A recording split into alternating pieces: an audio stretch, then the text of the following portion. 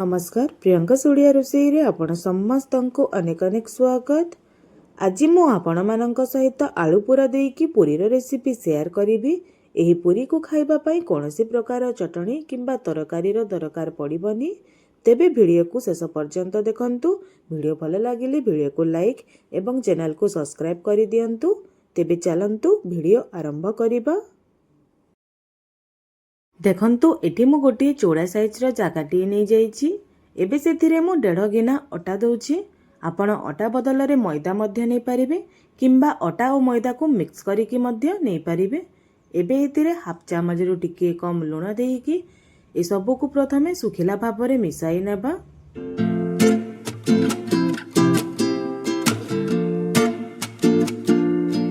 एबे एथिरे अल्प अल्प पानी देइकि अटा को आमे भल भाबरे चकटी नेबा। अटा को बेसी टाणुआ किंबा बेसी नरम करिकि मध्य चकटी बेनी।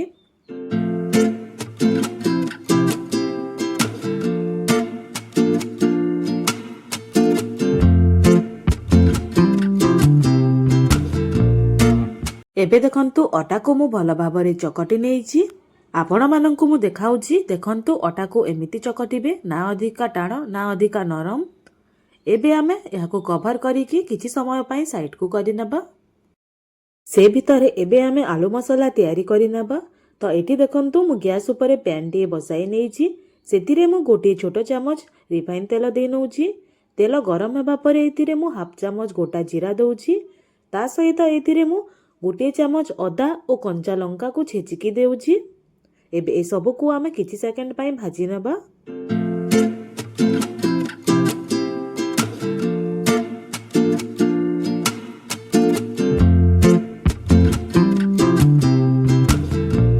एबे एथिरे हाफ चामच हलदी देइकि ए सब को किछि सेकंड पई चलाई नेबा।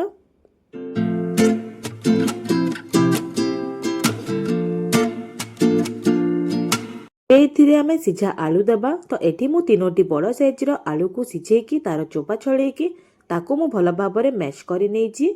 ता सहित एथिरे स्वाद अनुसार लूण, हाफ चामच धनिया पाउडर, हाफ चामच जीरा पाउडर और हाफ चामच गरम मसला मध्य देबा। एबे आलू को आमे 3 रु 4 मिनिट पर्यंत भल भाबरे भाजिबा।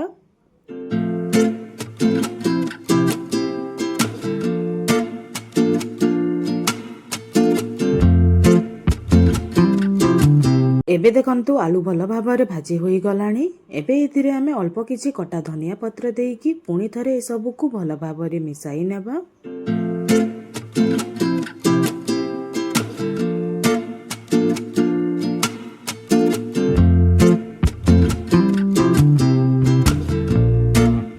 एबे गैस रो फ्लेम को ऑफ करिकि आलू मसला को भल भाबरे ठंडा हेबा पई देबा।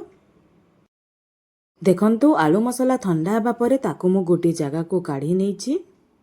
एबे लिड खोलिकि अटा को आमे किछि समय पई चकटी नेबा।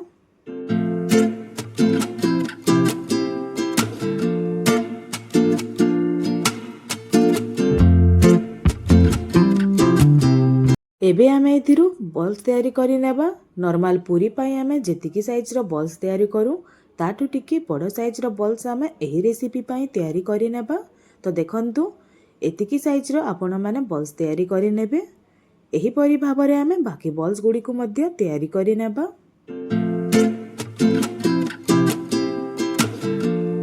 देखंतु मु सब बॉल्स गुडी को तैयारी करि नेइछि।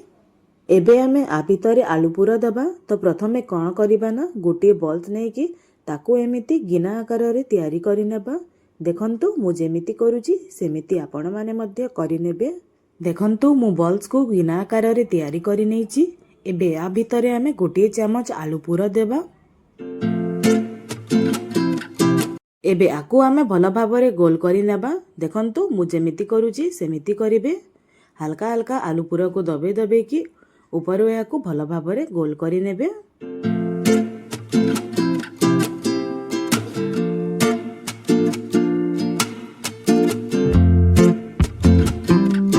देखंतु आकु मु पूरा भल भाबरे गोल करि नेइछि। एबे आमे एहाकु बेलिबा। सेहिति पय देखंतु मु गोटिए बेलण ऊपर किछि सुखिला अटा दे नउछि। एबे ता ऊपर आमे आलू पूरा देकी रखितिबा बॉल को रखि नेबा और हल्का हाथ रे एहाकु एमिति प्रेस करि नेबा। ଆପଣ ଚାହିଁଲେ ଏହାକୁ ବେଲି ପାରିବେ, କିନ୍ତୁ ମୁଁ ହାତରେ ହାଲକା ହାଲକା ଏମିତି ପ୍ରେସ୍ କରିକି ପୁରୀ ଆକାରରେ ତିଆରି କରି ନେଉଛି।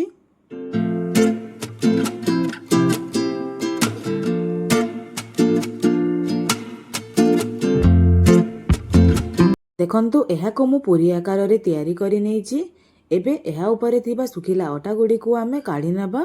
ଏହିପରି ଭାବରେ ଆମେ ବାକି ପୁରୀ ଗୁଡ଼ିକୁ ମଧ୍ୟ ତିଆରି କରି ନେବା।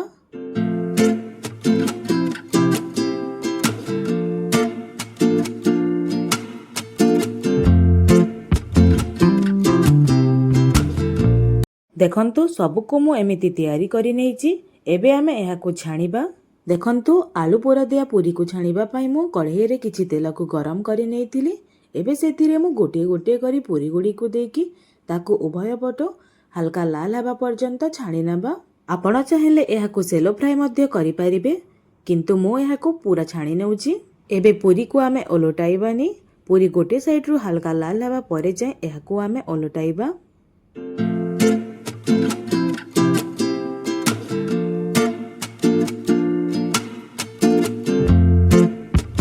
ଦେଖନ୍ତୁ ପୁରୀ ଗୋଟିଏ ସାଇଡ୍ରୁ ଗୋଲ୍ଡେନ୍ ବ୍ରାଉନ୍ ହୋଇକି ଛାଣି ହୋଇଗଲାଣି। ଏବେ ଏହାକୁ ଓଲଟାଇକି ଅନ୍ୟ ସାଇଡ୍ରୁ ମଧ୍ୟ ଭଲ ଭାବରେ ଛାଣି ନେବା।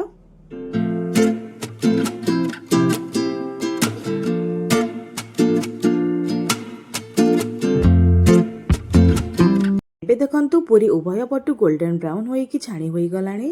ଏବେ ଆମେ ଏହାକୁ ତେଲରୁ କାଢ଼ିକି ଗୋଟିଏ ପ୍ଲେଟ୍କୁ କାଢ଼ି ନେବା। ତେବେ ଏହି ରେସିପି ଆପଣମାନଙ୍କୁ କେମିତି ଲାଗିଲା କମେଣ୍ଟ କରି ନିଶ୍ଚିତ ଜଣାଇବେ। ତେବେ ଆଜି ପାଇଁ ଏତିକି। ପୁଣି ଆସିବି ଆଉ ଗୋଟିଏ ନୂଆ ରେସିପି ନେଇକି। ସେ ପର୍ଯ୍ୟନ୍ତ ରହୁଛି। ନମସ୍କାର।